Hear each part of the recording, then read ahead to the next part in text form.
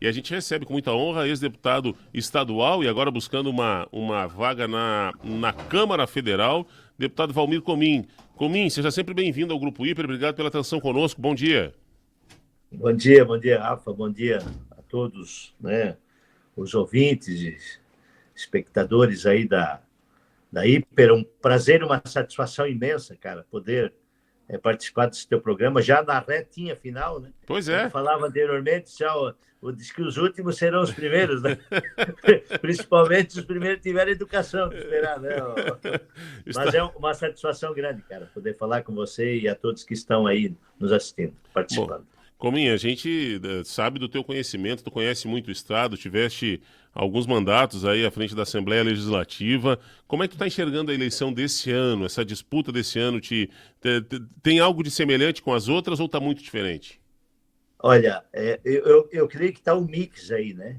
A eleição passada criou uma onda, né? Quanto mais você aparecia, principalmente quem estava no mandato, mais a população se distanciava, né? Eu acho que de saco cheio, na verdade, né? Com tudo que estava vendo e acontecendo. Esta eleição, eu acredito que está havendo um mix aí desse processo todo, mas a eleição está muito bipolarizada no conceito nacional, né? E as pessoas estão deixando de visualizar, de pesquisar, né, o que está abaixo disso, né, que é tão ou quanto mais importante que a própria escolha do presidente. Né? Se nós não tivermos um Congresso, um Senado alinhado, né, os legislativos alinhados com o Executivo, realmente torna-se difícil para se implementar as mudanças, as reformas, o que se precisa realmente para o país. Eu sempre fui muito apegado a números, né, estatísticas e tal, e eu estava observando que 54% do eleitor não quer aventurar, Uhum. não quer arriscar, ele quer analisar, quer pesquisar, quer ver a pregressa do candidato, qual é o seu espírito de voluntariado, qual o trabalho que ele desenvolve, quais os projetos, né? Quer na iniciativa privada ou pública, mas ele quer analisar. Porém, o que eu estou observando é que nós estamos a 3 dias das eleições, né? 2 dias praticamente, e mais de 50% do eleitor não definiu, né? E olha que eu tenho visitado fábricas, comércio, desde cedo à noite, apertando mão, conversando com as pessoas. Ah, pois é, eu não sabia em quem votar e tal. Não, está aqui uma alternativa. Mas uma coisa que a gente tem pedido, sabe? E eu preciso aqui parabenizar as associações comerciais, os segmentos organizados de classe, a imprensa, né, a mídia escrita, falada, televisada, dessa questão do caráter do voto regional. Tem Né, que batido muito nisso, né? É. eu acho que isso é imprescindível, cara, é fundamental. Manda quem tem voto, essa é a grande verdade. Né? E a partir do momento que você tem, né, candidatos de outras regiões que vêm, né, você acaba daqui a pouco perdendo o mandato de alguém que poderia estar mais próximo, né? Mas essa é uma prerrogativa particular do eleitor, né?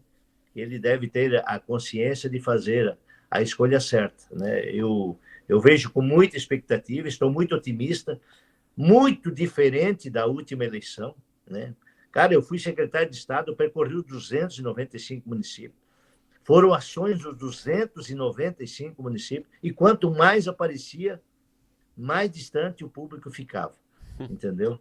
Mas é um momento novo, é um novo desafio, e estamos aí, né, para essa grande cruzada aí que vai se estabelecer no dia 2 agora.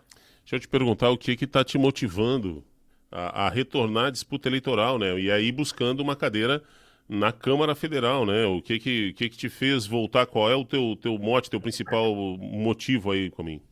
Cara, eu vou, assim, ó, para ser bem, eu levamos uma cadeirada que não esperávamos, né? Falando bem assim Uhum. no estilo galderiano aqui. Voltei para a minha atividade, acabei ficando com um vínculo na liderança do partido, até pela questão institucional, né? Porque ficou muita gente órfã no processo. Mas eu vou te dizer, cara, tudo tem um propósito na vida da gente. Né? A oportunidade de tu poder voltar para casa, de estar próximo da família, de poder ter a oportunidade de levar o filho na escola, cara. Coisa que eu não fazia mais, entendeu? Os filhos são a essência do ser. De poder chegar à noite, depois da janta, levar para a cama, fazer uma oração, ler um gibi, né? Sei lá. Cara, isso não tem preço, né? Mas não esperava essa oportunidade de ser o candidato do partido à federal. Como ninguém se apresentou nesse processo, e eu sempre falo reiteradas vezes, né? O Partido Progressista, depois do saudoso amigo de saudosa memória, Adhemar Paladini Guise, né? Foi uma referência para todos nós, de Nereu Guide, de Dionísio Freitas, né? Todos em memória, né? Do visionário Jarvis Gadziski, Ruperval Francisco Piloto, Leodegar da Cunha Tiscoski e Jorge Bueira, que foram referências para todos nós. O partido ficou órfão na última eleição, né? Eu já tinha voltado para minhas atividades, peguei a presidente do partido aqui em Criciúma, né? Estamos nessa parceria com o prefeito Clécio Salvaro, mas aí surgiu a oportunidade de ser o único candidato do Sul. E duas condições eu coloquei na ocasião, quando fui motivado, né? Primeiro foi a pesquisa de dizer que não quer mais aventura, quer pessoas que tenham serviços prestados. Bom, então isso já é um item que me credencia essa questão. Segundo, que o partido tivesse o 11 na tela, porque há 12 anos nós não temos a oportunidade, né, estamos fora do processo. E partido que não está como protagonista, e muito menos como coadjuvante, não se estabelece, né? E também que fosse o único candidato do Sul. E as coisas convergiram para esse entendimento, né? O Esperidião hoje é o candidato, estou o único candidato do Partido Progressista. Claro que isso não é determinante, mas que cria, sim, uma expectativa. Aliás, estou obedecendo aquilo que as entidades comerciais e industriais, né, recomendaram, né, para que cada partido, na sua proporção, pudesse apresentar o seu candidato.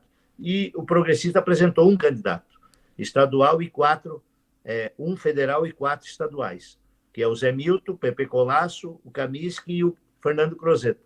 E essa é a base que nós estamos indo para o enfrentamento. Bom, é impressionante te ouvindo falar e a gente vai entendendo alguns desenhos dessa eleição. Fica muito claro um desenho, digamos assim, de o PP, o progressista, vem com uma chapa de veteranos na política, né?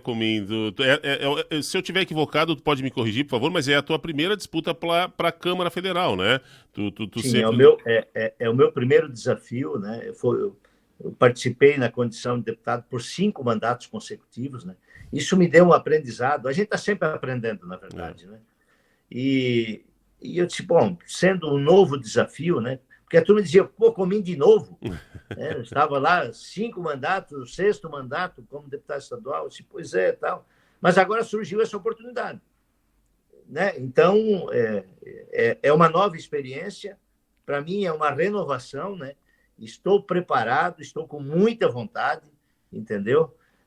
Para fazer esse enfrentamento, para representar Santa Catarina e a nossa região. Dá para acreditar, eu falei da chapa de veteranos porque, pô, o Comim, como disseste, 5 mandatos, né? Aí o Amin à frente da chapa, puxando isso, então toda a experiência do progressista está representada nessa eleição, eu acredito, né?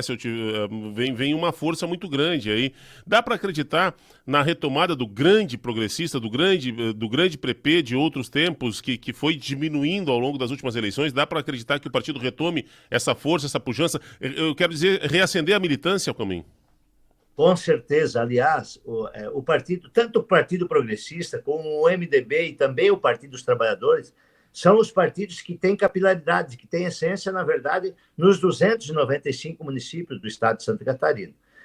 Eu acho até que houve um equívoco por parte do PMDB de não ter o 15 como protagonista no processo, né? O Partido dos Trabalhadores colocou o 13 e o Progressista fez a sua parte, né? Há quem diga que prejudica o progressista, porque quando tem o 15, o 11 fica mais forte.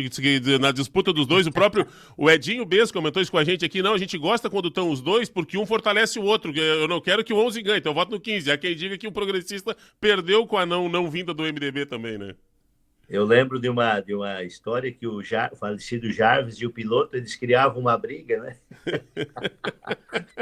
Entre aspas, e aí acirrava as torcidas, entendeu? E ficava tudo dentro da legenda, evitava que o terceiro entrasse, né?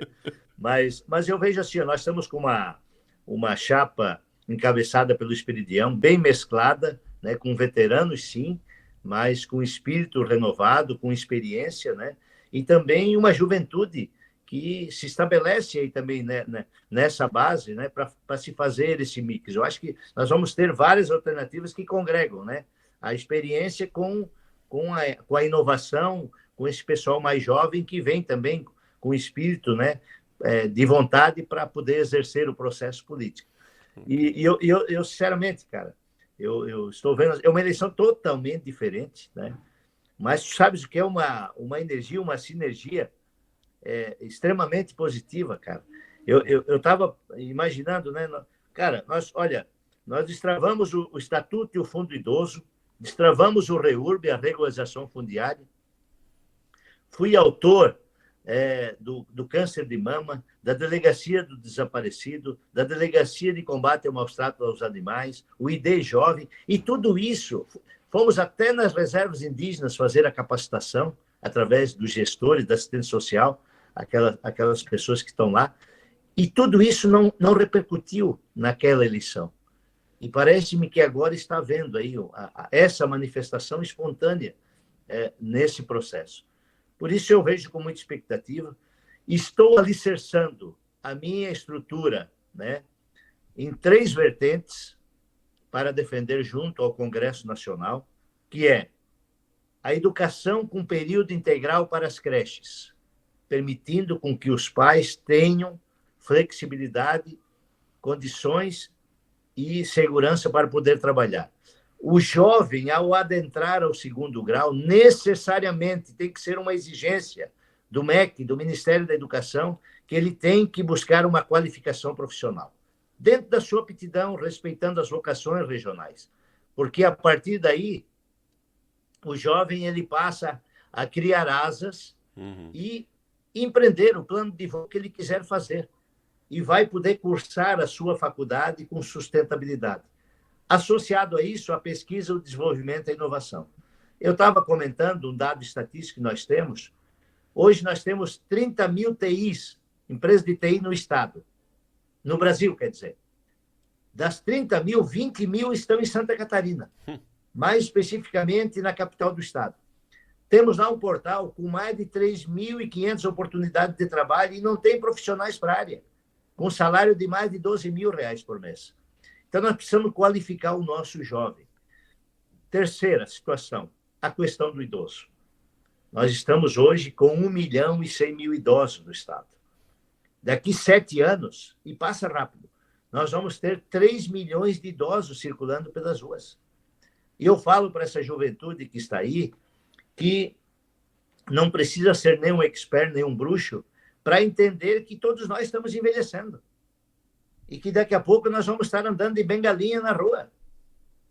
Portanto, é preciso parar de fazer de conta. Nós precisamos avançar com esse propósito específico. Eu passei uma experiência na minha família. A minha mãe fraturou o fêmur com 83 anos. E ficou 3 anos convalescendo, numa cama e cadeira de roda. E nós, em 12 filhos, nos revezando, nos cotizando para poder dar assistência a ela. Afinal de contas, nos geriu, né? Ela que nos gerou. Bom, mas nós passávamos uma dificuldade pela falta de capacitação.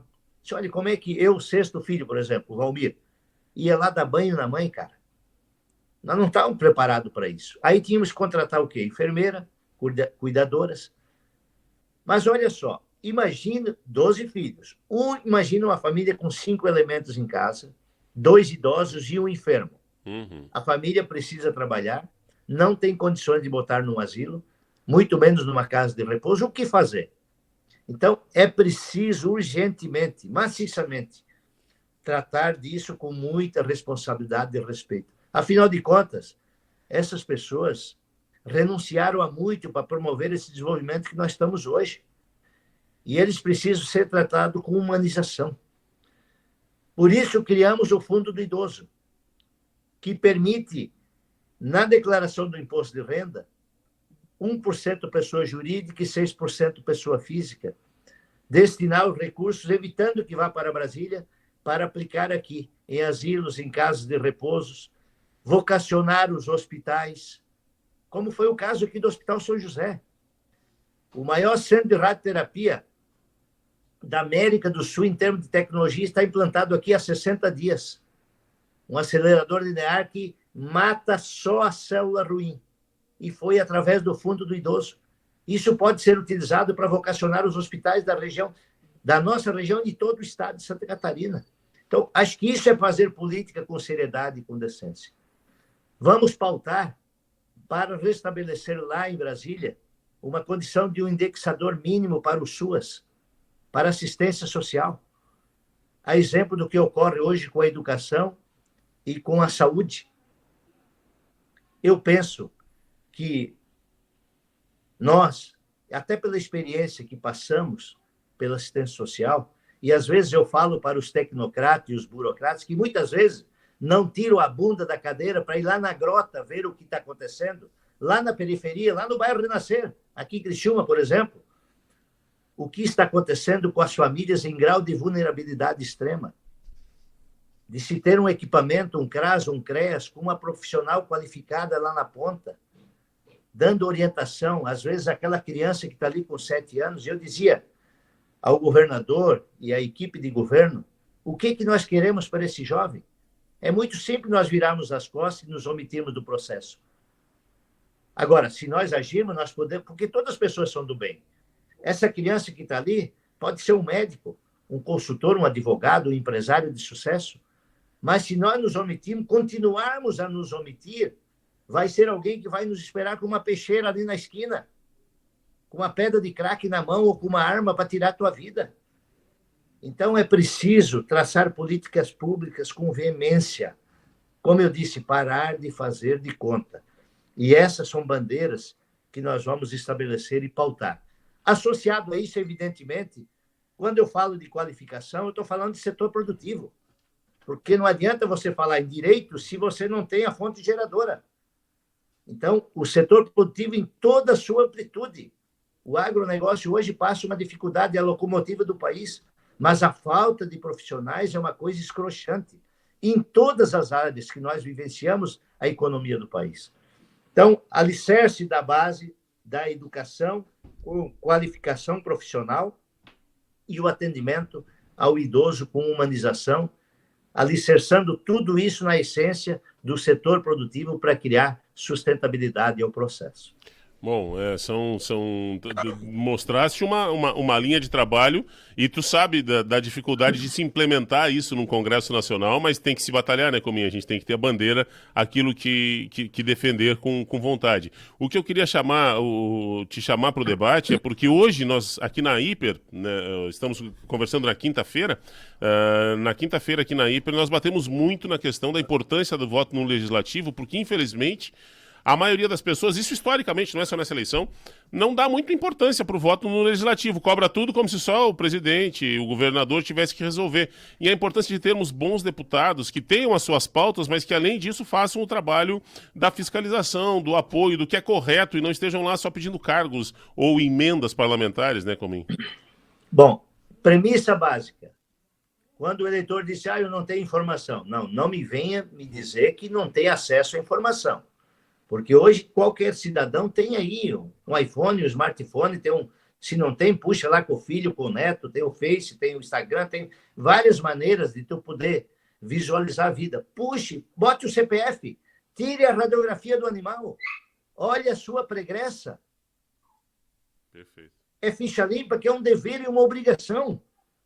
A partir daí é que você começa a tomar consciência, porque o voto ele é tão sagrado. Um voto pode ser determinante numa disputa. Ele pode trazer o retrocesso ou o desenvolvimento de uma região, ou de um segmento. Ou o que aconteceu, por exemplo, agora, tirar 14% do inativo, cara. Meu Deus, a regra foi estabelecida lá atrás, quando ele aceitou participar do concurso. Daqui para frente é um novo momento. Vamos estabelecer uma nova regra, entre quem quiser. Então, isso é muito sério. E as pessoas precisam ter essa consciência. Não adianta só escolher o presidente. Cada um tem a sua ideologia, tem os seus pensamentos, as suas convicções, mas se não tivermos um legislativo eficiente, consciente e pessoas sem rabo preso. Sem rabo preso. Essa chama, falando em rabo preso, mas é a verdade. Nós precisamos parar de fazer de conta, gente. As alternativas estão aí. E eu digo mais, os que não quiserem votar no Comim, porque acham que as propostas não os convencem, não tem problema. Nós temos vários outros nomes de outros partidos, mas vamos votar em candidatos com decência, candidatos comprometidos, com um passado limpo. Que saibam aí, né? Que tenham essa história para contar. Valmir Comim, abriu o microfone? Sim. Valmir Comim, 5 vezes deputado estadual, se lançando aí a deputado federal na disputa de 2022. Comim, uma honra, obrigado pela atenção em conversar conosco. Queria que tu ficasse à vontade para pedir voto aí nesse momento final da nossa entrevista. A honra é minha. Primeiro quero pedir o teu apoio e o teu voto, né? E extensivo a todos, né, que nos assistem, que participam, que interagem aí desse processo. Eu não venho aqui fazer nenhum tipo de promessa, né? Mas eu venho aqui fazer um compromisso.